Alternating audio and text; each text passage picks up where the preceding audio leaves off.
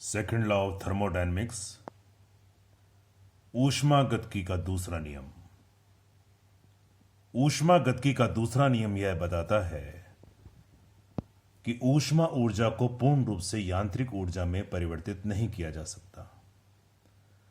अर्थात यदि हम चाहें कि कोई ऊष्मा ऊर्जा पूर्ण रूप से 100% यांत्रिक ऊर्जा में परिवर्तित हो जाए तो यह संभव नहीं है।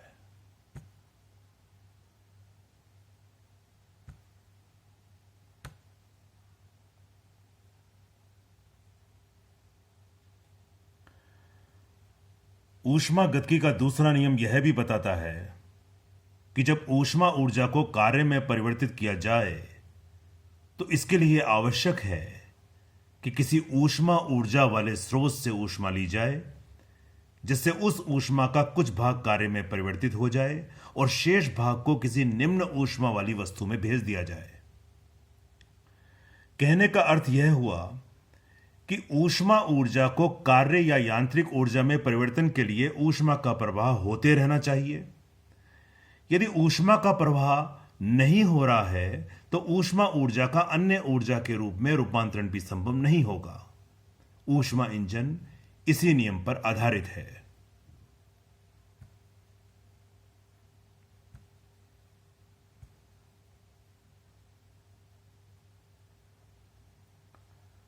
ऊष्मागतिकी का दूसरा नियम प्रथम नियम का पूरक है। इसके अनुसार ऊष्मा का संपूर्ण रूप से यांत्रिक ऊर्जा में परिवर्तन असंभव है। भौतिक शास्त्री क्लासियस के कथन के अनुसार बिना बाह्य कार्य किए हुए ठंडी वस्तु से गर्म वस्तु की ओर ऊष्मा का प्रवाह स्वयं नहीं हो सकता। दूसरे भौतिक शास्त्री ऑस्टवर्ल्ड के कथन के अनुसार ऊष्मा को कार्य की समतुल्यांक मात्रा में परिवर्तित करना असंभव है जब तक कि निकाय के किसी दूसरे भाग में परिवर्तन न किया जाए।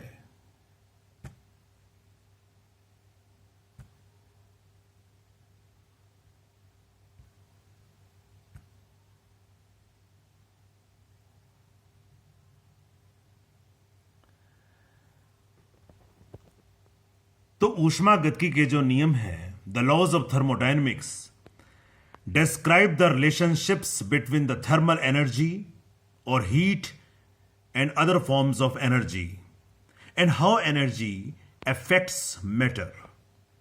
The first law of thermodynamics states that energy cannot be created or destroyed. The total quantity of energy in the universe stays the same. The second law of thermodynamics is about the quality of energy. It states that as energy is transferred or transformed, more and more of it is wasted. The second law also states that there is a natural tendency of any isolated system to degenerate into a more disordered state.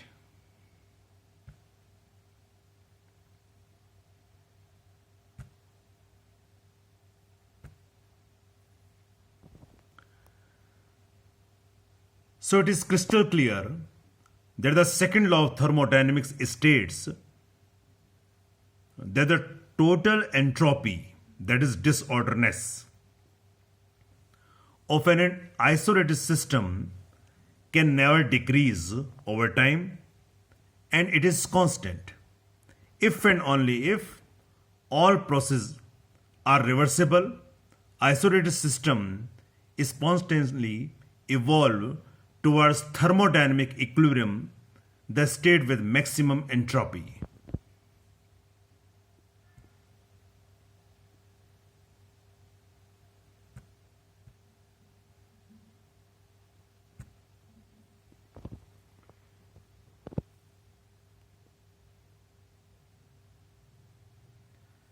The second law of thermodynamics says that when energy changes from one form to another form, or matter moves freely, entropy, that is disorderness, in a closed system increases.